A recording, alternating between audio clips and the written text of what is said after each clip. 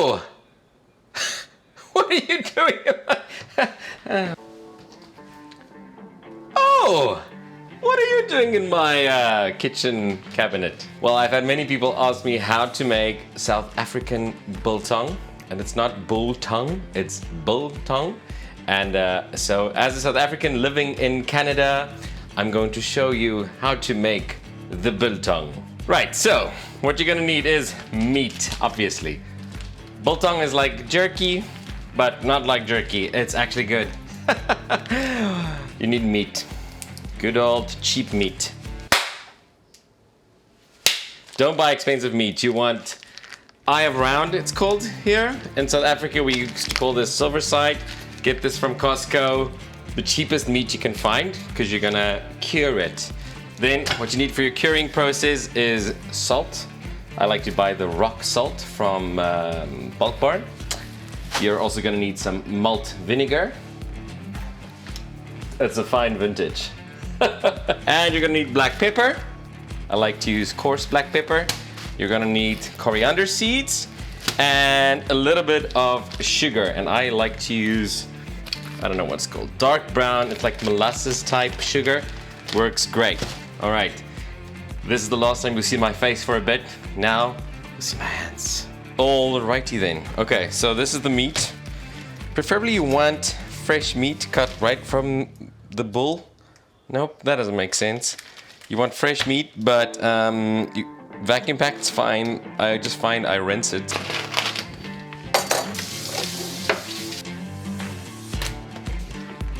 Just give it a bit of a dry dabby dab dab. Rubba dabba doob. And what I like to do is get rid of all this ugliness that's on you, right? None of the, I don't know what you call this in English. The seasoning. You want to get rid of the seasonings. Don't get rid of this nice fat cap on top that you want. That's gonna be the good fat.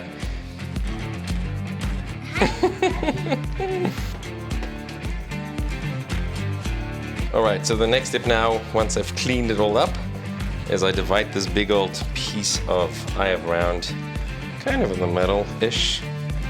Try to do nice clean cuts, otherwise you end up feathering the meat. I don't know if that's the right term, but you want one clean cut like this. Right? I got this, I got that. And now you try and divide these into 3 equal pieces. See, that's the feathering I'm talking about. That's what you don't want, kids. Don't be like me.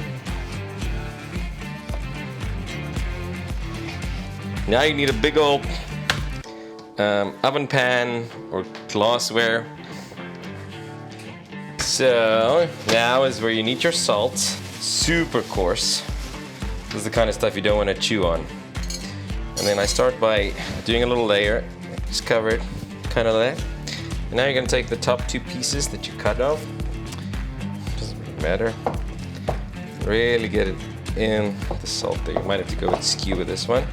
Okay, once you have that one, do another layer of salt. Same thing here. Another layer of salt. This pan is a little small. I should have gone for the big one. Last layer of salt here. Now you just put this in the old oven. Do not turn it on. All right, so once you've salted your beef on both sides, let it rest for a good hour and a half, just in the oven. Do not turn it on. And then if you want it more salty, let it go for longer. You can let it rest as long as you want, but I find 90 minutes, an hour and a half is the perfect amount of saltiness that I like. I like to do this over the basin as it makes a big old mess. I like to have a knife handy. Now, just gonna start by getting rid of most of the salt. Just give it the old tappity tap tap. Tappity tap tap, meaty meat. And that's the last piece. Okay, and now what you need is the fine vintage, the cheapest ones I could find. Malt vinegar. Put 1 piece in here. Pour it liberally. That's not the word. You pour it as either way you want. And you just get rid of the most. I just give it a good little bit of a massage, a little bathing. Make sure you get the fat in there. That's it. Some people really like to leave it in the vinegar for a long time. I know my dad, when he used to make this, he would leave it overnight and you get very vinegary taste in the biltong, which some people like. I do not like that as much. There we go. She's bathing in vinegar. She's your queen to be. Your queen of meat forever. So now the meat's salted. It's covered in vinegar. And we're good to go into the final phase, which is preparing the rub. Alright, for the final phase, you're gonna need, I never know how to pronounce this, I call it a bowl and a sticky. It's a pestle and mortar. Pestle and mortar. And you don't need this, you could probably just buy your spices already crushed or whatever, but I find, especially with the coriander seeds, if you crush them fresh, you get way more flavor out of them. I normally just eyeball this, but so you guys can recreate it. Let's see, 1, 2, let's go with 3 tablespoons of coriander seed. Yeah, you know what, let's go for it. You don't want not enough rub. Just a gentle crushing. You can really smell the aromas coming from the fresh coriander seeds. So nice. Smells like heaven. You'll see now it's kind of just want to split them all open. You don't want a fine powder, you just want to split them open to get the flavor out of them. That smell is pungent, my lady. And then black pepper. So you can either crush it, I just use a pepper grinder. It's way quicker. Good amount of pepper, just go till you go. That's a good amount of pepper.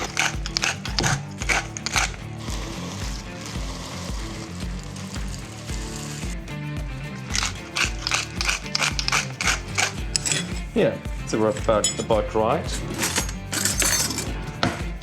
Now we're going with the brown sugar. I like the sugar because it's like wet and clumpy. 2 heaped teaspoons.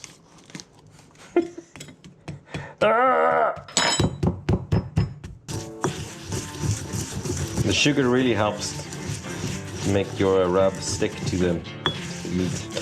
Might have a bit too much sugar in this one. The big boy we had in there. You know what? No one's ever gone, that's too much sugar. This is too much sugar, but it's still gonna be good. Don't worry about it. You add a little less sugar, okay? 2 teaspoons, don't add that big lump like I did. And then remember you're gonna need some hooks at some point. Don't remember, I've never told you this before, you're gonna need hooks. You can either use these plastic meat ones. These ones I got with some kind of a smoker, they work too. Teaspoon. Take off your waiting vine. Give it a good old rubbing. Look at that. Glorious. Flip it over. Do the other side. And then I like to pick it up, cover the fat. And then you want to put your hook in the thickest part of your meat. Because when you hang it, you know why? You want to like hang it like this. So it dries this away. This away. That's not a word.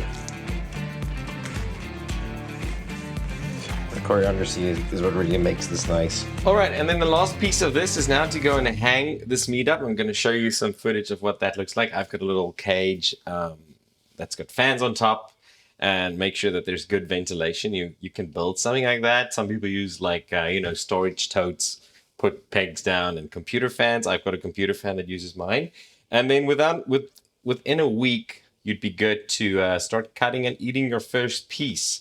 Alrighty, you're in my basement now, and this is the little thing I have that I use to put the meat in. You hang them in there, you want to make sure that none of the pieces are touching. I normally do that once I've got all the pieces in here. You can do 2 little pieces in the thingy.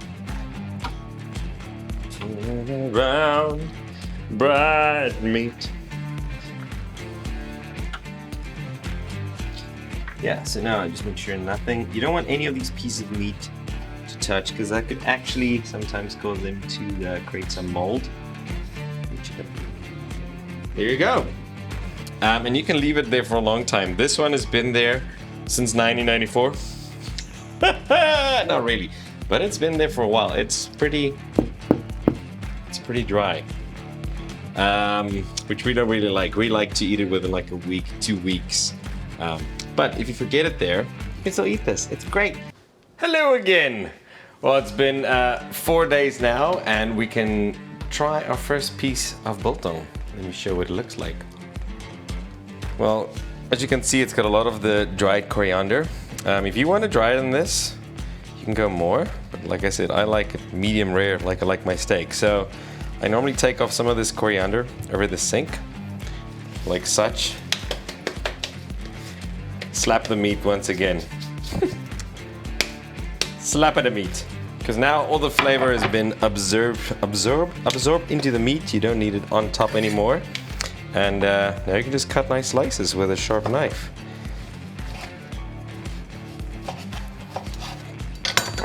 Look at that. So you can see this is still nice and tender. The longer you leave it, the more of a dry crust you're gonna see. Almost like when you smoke meat, you see a smoke ring, you get a dry ring on this. And now we'll go for a little taste test. Smells good. Not too much sugar. Like I said, you can never have too much sugar.